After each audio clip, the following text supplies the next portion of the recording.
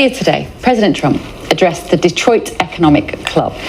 The president spoke to business leaders, highlighting growth, productivity, and investment achieved under his administration. The strongest and fastest economic turnaround in our country's history. It's really been historic. There's never been, we're not 12 months, we're through 11 months. We've got $18 trillion being invested in our country. The most of any country ever was 3. We're at 18. There's never been anything like this. You are so lucky I allow you into this room to even be with me. I'm kidding. I'm kidding. The fake news will say Donald Trump thinks he's hot stuff. Right now I'm feeling pretty good, though, I will say. Oh, you're so lucky to be here. Under our administration, growth is exploding, productivity is soaring, investment is booming, incomes are rising, inflation is defeated, America is respected again.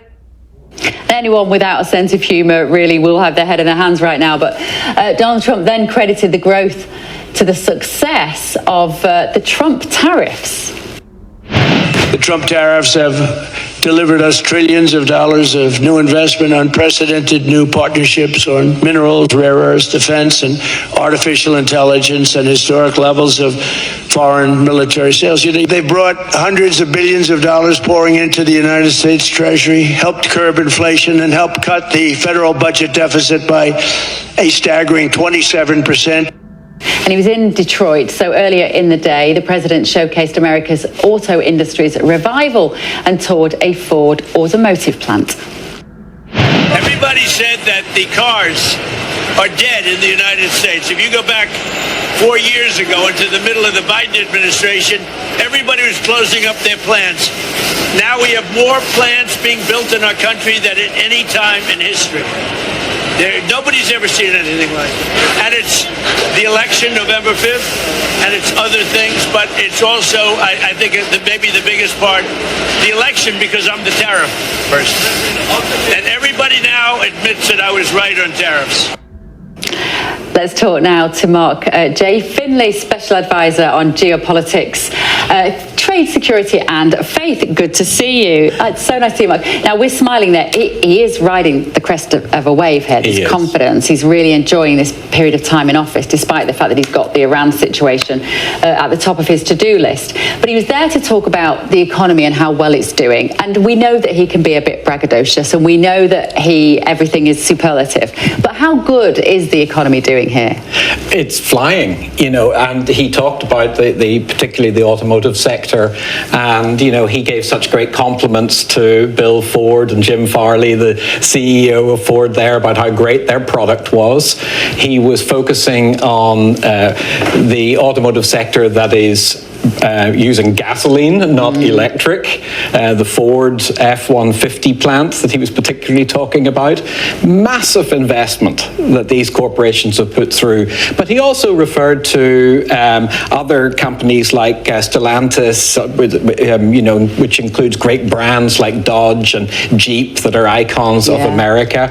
I thought he was very amusing the way he referred to the fact that we don't need these foreign cars coming in. So he's quite happy to slap the tariffs on and spoke about putting a 25% tariff on trucks to help.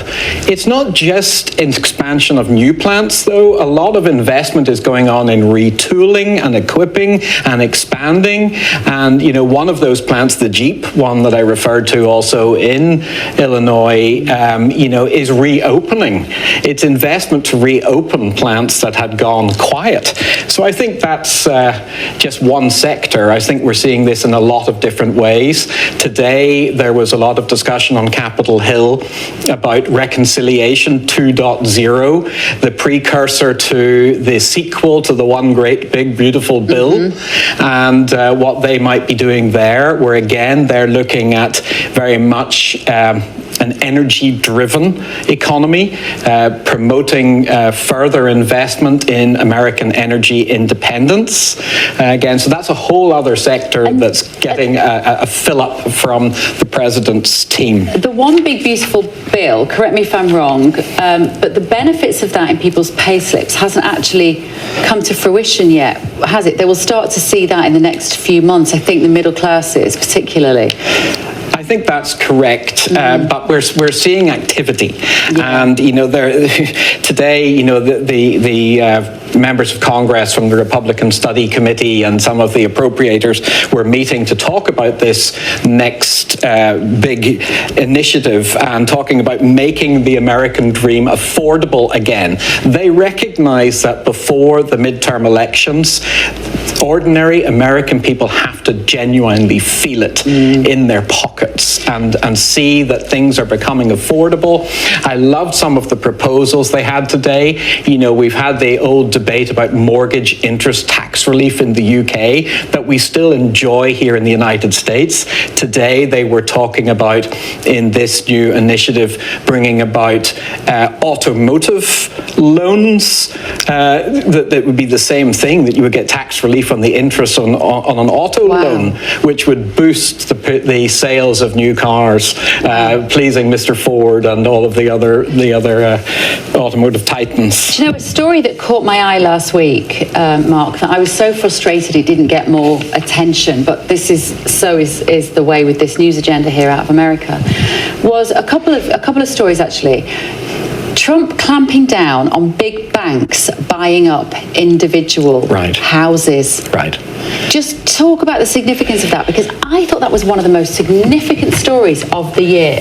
And my understanding is this is a problem. It's not just a problem in the US, it's a problem in the UK, of banks going in, buying up individual houses and then renting them back to people. And they'll never go back on the market. These will always be owned by the banks. It stops the supply of houses for normal, ordinary people who just want to get on the housing ladder.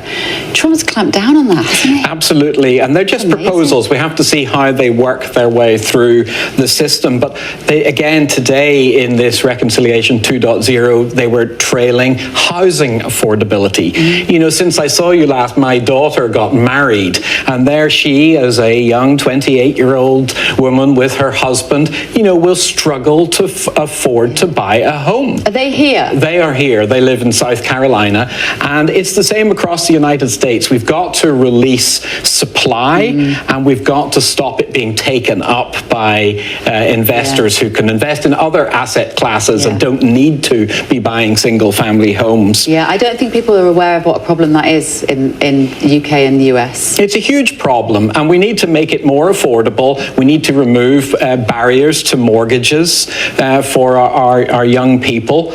And, I think there are a whole range of issues. Obviously one about deregulation, planning, permitting, as we call it here in the United States, ensuring that projects happen more quickly than they have done. And I think this is something that this administration is very clearly focused on, its growth in every area. Housing, automotive, there's just two. Energy, it's so many sectors where they are promoting growth.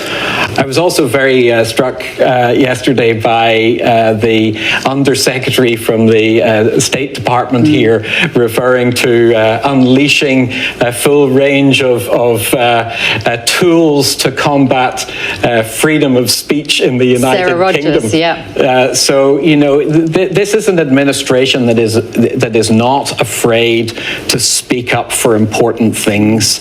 And, we need to, Iran is a very interesting thing. That was a fascinating report. The Iranian church is growing exponentially. The Christian church in Iran, a great Persian nation, and this church is absolutely expanding more quickly in Iran than nearly anywhere else in the world. Gosh, I did not know that. So you cannot stop truth by clamping down on it. And so I do hope and pray that he will take positive interventions to help those proud Persian people. Our difficulties are not with the Iranian people, they are with an abhorrent regime. Mark, great to see you. Thank you. Absolutely illuminating, as always. Congratulations on your daughter getting married as well. Thank you. Mark J. Finlay there. Right, coming again and see me soon. Now, still to come this evening on The Late Show Live. This clip of Donald Trump is going viral right now.